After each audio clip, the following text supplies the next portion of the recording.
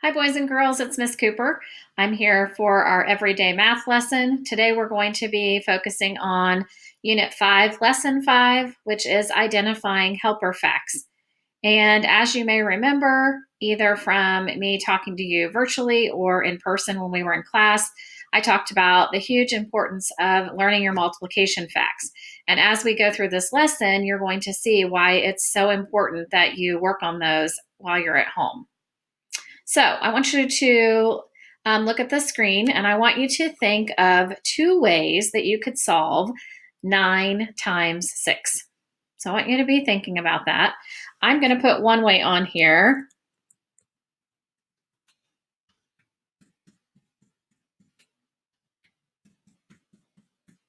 While you're working.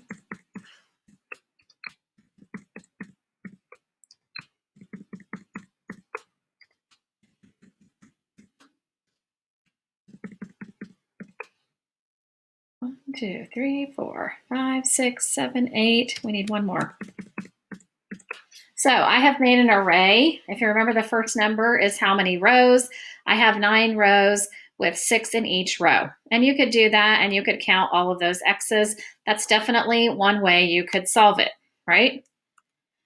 You could also solve it by, how many of you did 9? Oops, 9 plus 9 plus 9 plus 9 plus 9 plus 9, right? And hopefully you got that it equals 54. Or you could also do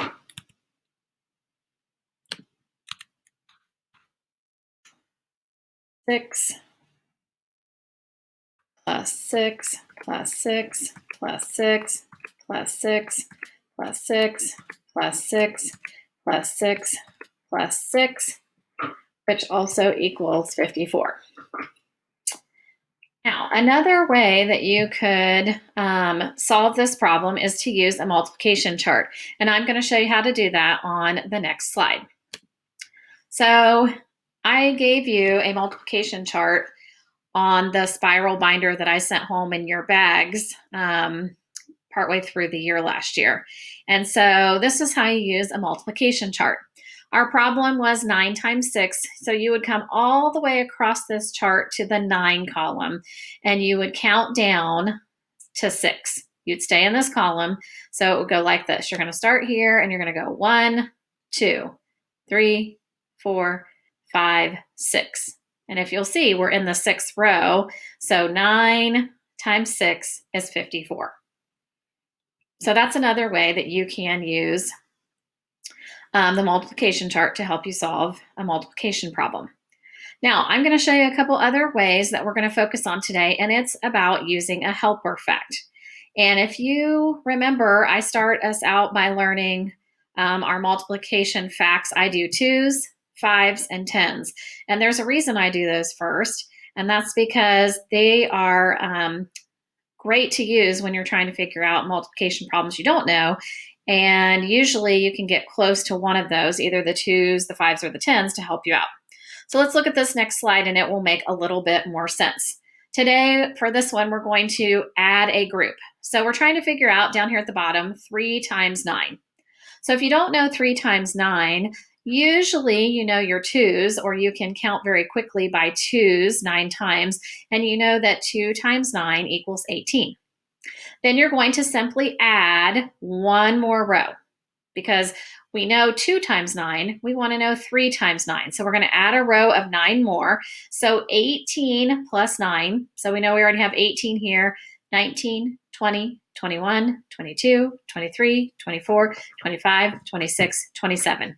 So 3 times 9 equals 27.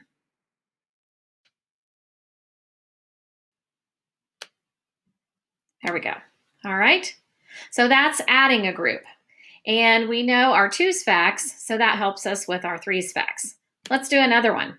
For this one, I did subtract a group. So we're trying to figure out 4 times 9. And again, we don't know 4 times 9, but 10s are a great way to help us. We know that 4 times 10 equals 40 because I know that I can count by 10s 4 times, 10, 20, 30, 40, and I'm going to get 40. If I take a group of 4 away, because I'm multiplying by 4 times 10 and 4 times 9, I'm going to take 4 away, and then I will have an array that's 4 groups, or I'm sorry, 4 rows with 9 in each group.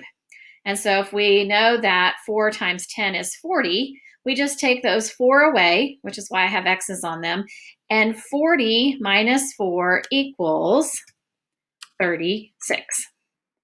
So we know that 4 times 9 equals 36. And then to show you again, using a helper fact of 5s, let's say that we were trying to figure out 6 times 7. So you can use the helper fact 5 times 7 because, again, 5s are easy to remember, or they're easy to quickly figure out what the answer is. So 5 times 7, we're going to count by 5s, 7 times, 5, 10, 15, 20, 25, 30, 35. So 5 times 7 equals 35. Then we're going to add one more group of 7. So we have 6 groups of 7. And when we do that, we know that 5 times 7 equals 35, 36, 37, 38, 39, 40, 41, 42. So we know that 6 times 7 equals 42. So hopefully I've helped you figure out a way that you can solve multiplication facts. Honestly, the best way is to practice, practice, practice, and get them in your brain and learn them by memorizing them.